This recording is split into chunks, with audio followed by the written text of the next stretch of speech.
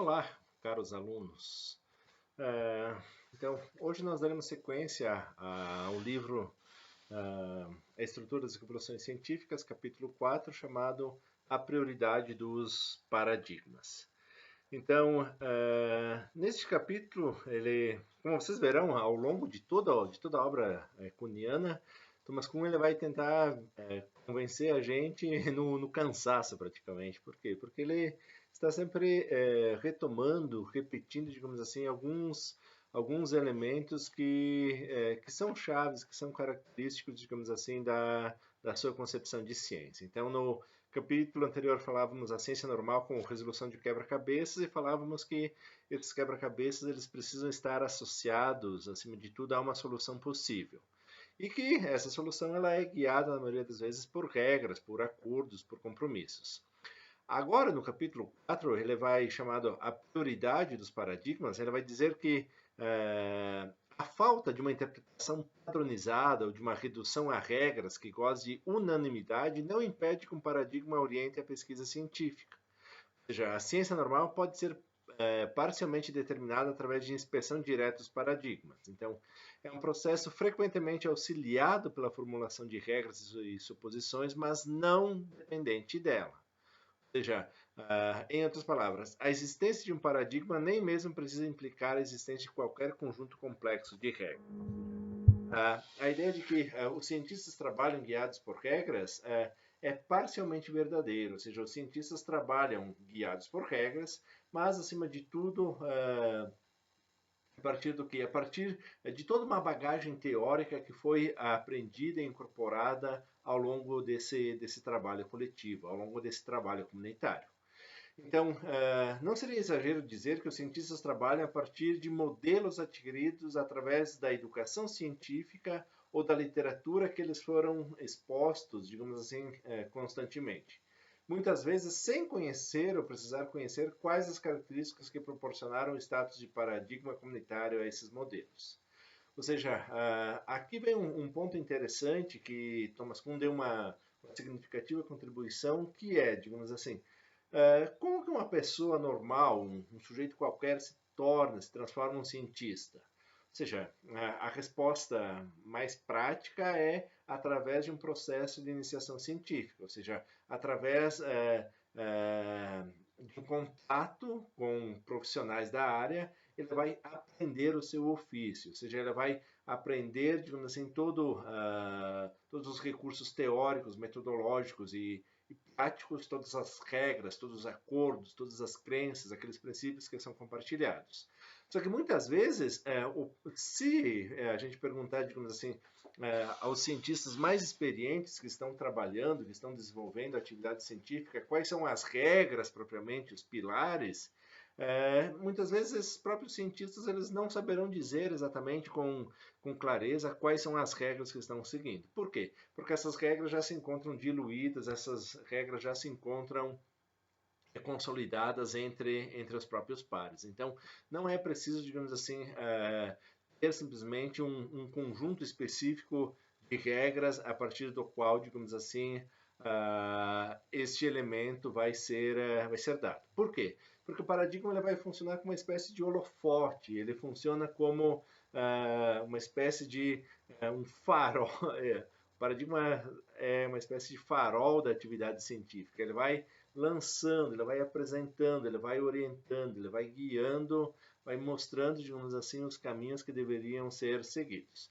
E esse caminho ele envolve tanto um conhecimento teórico, que já falávamos anteriormente, assim como também um conhecimento tácito, ou seja, um saber fazer, um know-how, um conhecimento que não é simplesmente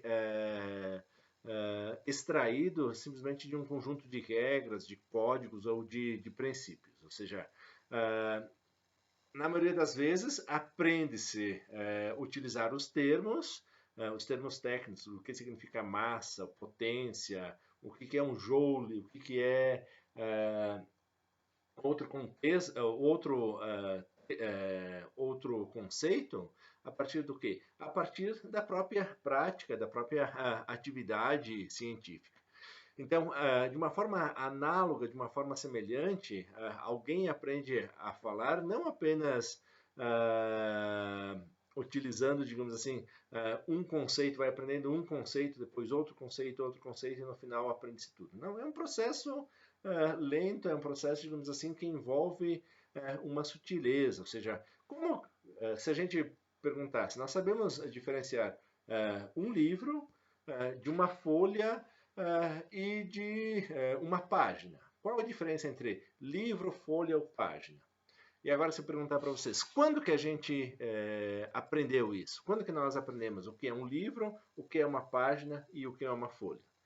Muitos de nós não saberemos dizer com rigor quando que nós aprendemos a fazer isso. Se alguém souber aí, é um caso atípico quase. Por quê? Porque isso foi aprendido, digamos assim, no transcorrer, digamos assim, da nossa aprendizagem. De uma forma análoga, de uma forma um tanto quanto semelhante, isso se dá com os próprios conceitos científicos, ou seja, há uma espécie de saber tácito. O mesmo acontece como quando o fato da gente aprende a dirigir, ou seja, quando que eu aprendi a dirigir? É quando que simplesmente, eu conheci as regras de trânsito, é quando que eu consigo guiar, digamos assim, pensando, agora preciso parar, agora preciso colocar primeira, segunda, preciso pôr o cinto de segurança, olhar no espelho retrovisor. Não, ou seja, é todo, digamos assim, esse conjunto que me permite dizer que eu sou um motorista, que eu consigo guiar um carro, que eu consigo guiar determinado veículo. Então, nesse sentido, então, sim, os cientistas trabalham a partir de modelos que são adquiridos através da literatura científica. E o fato dos cientistas usualmente não perguntarem ou debaterem a respeito do que faz parte, do que faz com que um problema ou uma solução particular sejam considerados legítimos, nos leva a supor que, pelo menos intuitivamente, eles conheçam as respostas. Ou seja, os cientistas não ficam pensando, quais os problemas que nós estamos trabalhando. Por quê? Porque eles já sabem quais são os problemas. Isso se deve, acima de tudo, ao fato de que algumas vezes esses problemas, essas regras, elas já estão o quê? Já estão incorporadas, elas já fazem parte, digamos assim, da forma como o cientista tende a ver, compreender e explicar o próprio mundo. Ok? Então, isso não, até aqui não temos nenhuma grande novidade em relação aos fatos. Mas, novamente, vejam o título do capítulo, a prioridade dos paradigmas. Ou seja, os paradigmas eles vêm antes da atividade científica. Ou seja, não existe ciência sem paradigma. Não é possível fazermos ciência, praticarmos ciência sem paradigma. Então, e aí poderíamos perguntar, tá, mas por que os paradigmas se comportam dessa maneira? Ou seja, será que nós temos condições de fazer e de agir dessa forma? A resposta é, olha, temos algumas evidências, alguns intuitos que nos levam a dizer que, olha, há basicamente esse tipo de comportamento, há basicamente esse tipo de elemento. E a primeira razão para isso, que inclusive já falamos bastante, refere-se à grande dificuldade que encontramos para descobrir as regras que guiam as tradições de pesquisa da ciência normal. Ou seja, não sabemos exatamente quais são as regras, nós não sabemos quando que nós aprendemos a fazer o quê? A diferenciar livro, folha de uma página. Ou seja, é algo, digamos assim, que as regras elas estão diluídas, elas estão incorporadas. Segunda razão, da qual a primeira não passa de uma mera especulação, baseia-se na natureza da educação científica. A essa altura, já deve estar claro que os cientistas nunca aprendem conceitos, leis e teorias de uma forma abstrata e isoladamente. Aqui, isso vale tanto para a filosofia, vale tanto para ciências, física, química, matemática, biologia. Ou seja, os conceitos, as leis e as teorias, eles estão sempre justamente o quê? Contextualizados. Eles não estão, digamos assim, separados. Agora eu vou aprender, por exemplo, o que é massa. Ah, ótimo, aprendi o conceito de massa. Vamos lá, conceito de espaço. Ótimo, vou para o conceito de força. Volto para o conceito de tempo. Vou lá para o conceito de velocidade. Não, ou seja, esses conceitos eles estão, na maioria das vezes, incorporados de leis, de pressupostos, até mesmo de uma determinada visão de mundo onde que eles estão interligados, eles não estão soltos aqui e hoje eu vou aprender o que é força. Então, a partir daí, tem esse conceito. De uma forma semelhante que se dá a muitas vezes as noções de justiça, de sociedade, de bem, de belo, de justo, de virtude. Ou seja, esses conceitos eles estão inseridos em um contexto maior, em uma teoria maior. Tanto é que nós podemos falar da concepção de felicidade para Aristóteles, falamos uma concepção de felicidade para os estoicos e uma outra concepção de felicidade para talvez os utilitaristas. Então, é muito diferente, ou seja, esses conceitos eles estão justamente o quê? Impregnados de outras teorias. A concepção de movimento para Aristóteles, a concepção de movimento para Newton, a concepção de movimento para Einstein e a concepção de movimento, digamos assim, na física atômica. São concepções muito peculiares. Então, vejam vocês, há um conjunto de pressupostos por detrás desses conceitos. Quem dá, digamos assim, essa legitimidade, quem dá, digamos assim, esse suporte é propriamente o quê? A noção paradigmática.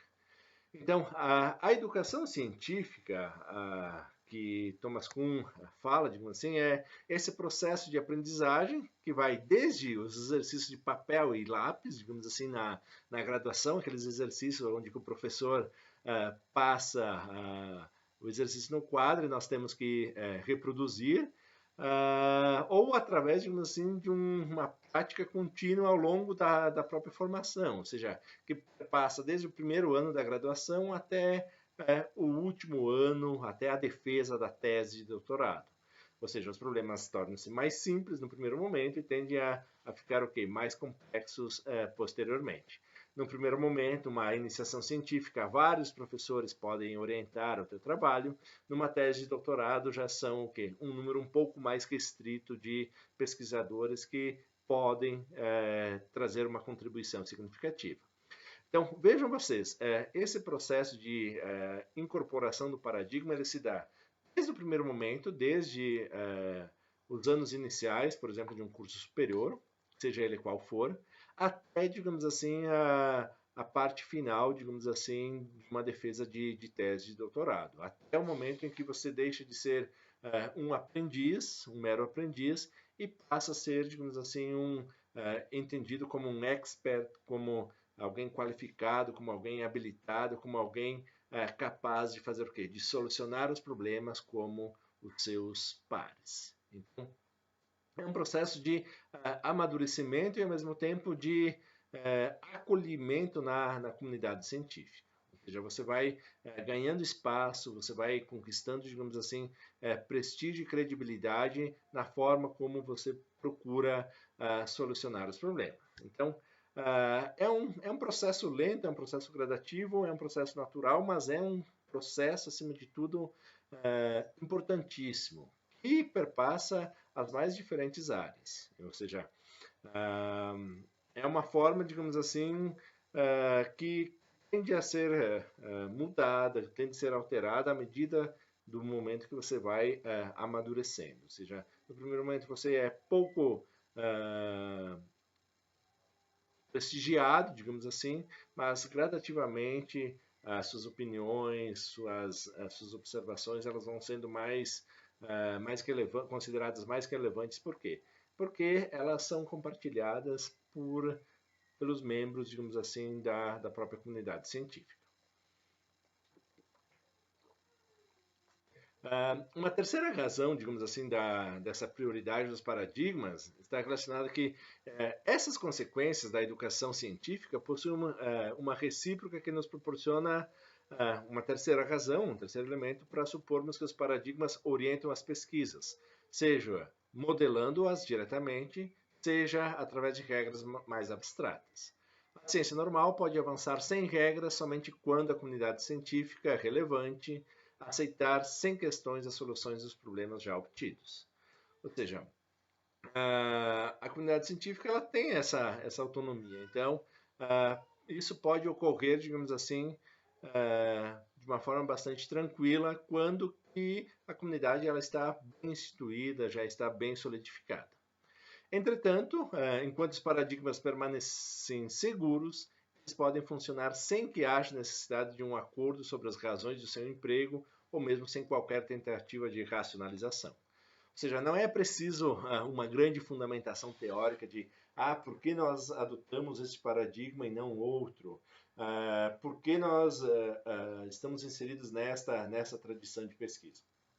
Não, ou seja, esse trabalho especulativo de questionar os próprios fundamentos aí não tem espaço, digamos assim, na ciência normal. Ou seja, esse não é o momento de se questionar ou de se fazer grandes divagações filosóficas, metafísicas a respeito disso. A ciência não trabalha dessa forma. Ou seja, uma vez compartilhado e tidos como sólidos esses fundamentos, vamos adiante.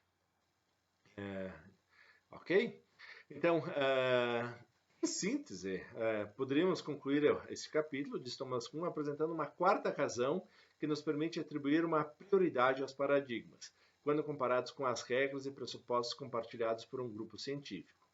A introdução deste ensaio sugere a existência de grandes e pequenas revoluções, algumas afetando apenas os estudiosos de uma subdivisão de um campo de estudo. Para tais grupos, até mesmo a descoberta de um fenômeno novo e inesperado pode ser revolucionária. Então, aqui nós temos o quê? As revoluções elas podem acontecer e não é o assunto deste capítulo no momento, não é isso que nós estamos lidando neste momento, mas é um elemento considerado importante. Por quê? Porque isso nós veremos mais adiante que as comunidades científicas elas podem ser amplas, gerais, a comunidade dos físicos, ou haver subcomunidades, as dos astrofísicos, dos biofísicos, dos astrônomos, dos físicos de partículas, entre outras, dos físicos nucleares, entre outras.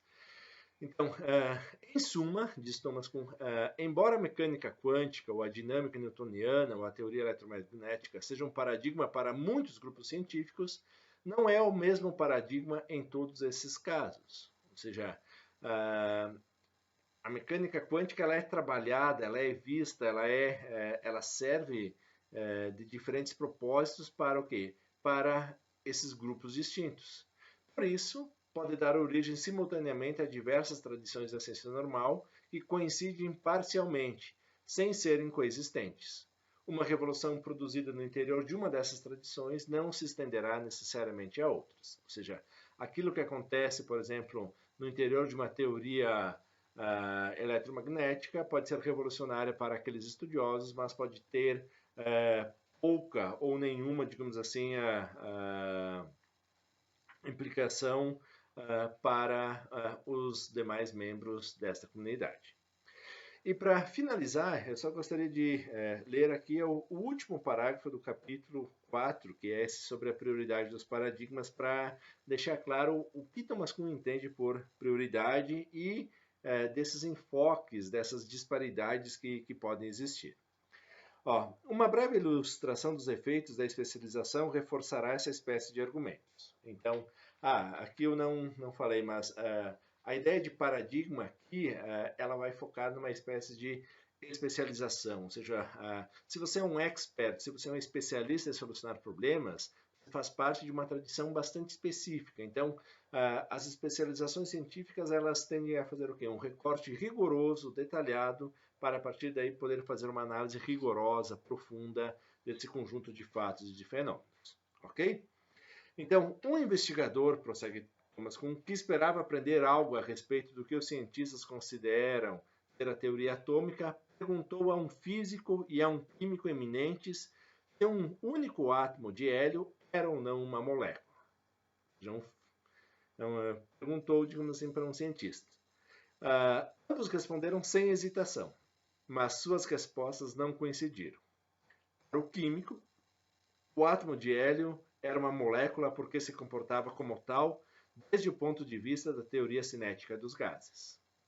Para o físico, o hélio não era uma molécula porque não apresentava espectro molecular. Então, podemos supor que ambos falavam da mesma partícula, mas a encaravam a partir de perspectivas, formações e suas respectivas formações e práticas de pesquisa. Suas experiências na resolução de problemas indicaram-lhes o que uma molécula deve ser. Ou seja, sem dúvida alguma, suas experiências tinham muito em comum, mas neste caso não indicaram o mesmo resultado aos dois especialistas. Na medida que avançarmos em nossa análise, veremos quão cheias de consequências podem ser as diferenças de paradigma dessa natureza. Ou seja, dois paradigmas aqui, eles podem fazer o quê? Eles podem compreender ou podem fazer recortes do mundo de uma forma distinta. Isso não é problema. Isso não é problema, porque até agora, e vocês verão ao longo da investigação aqui da estrutura das revoluções científicas, que Thomas Kuhn não fala de que a ciência busca a verdade. Não, a ciência busca aquilo que falamos anteriormente, solucionar problemas, solucionar quebra-cabeças. Então, se os cientistas de um determinado grupo, se um químico tende a compreender, digamos assim, que o conceito de molécula dessa forma e um físico um conceito de molécula de outro, e ambos conseguem solucionar os problemas dessa forma, não haveria problema algum nessa versão, nesse momento adotado aqui na estrutura das revoluções científicas.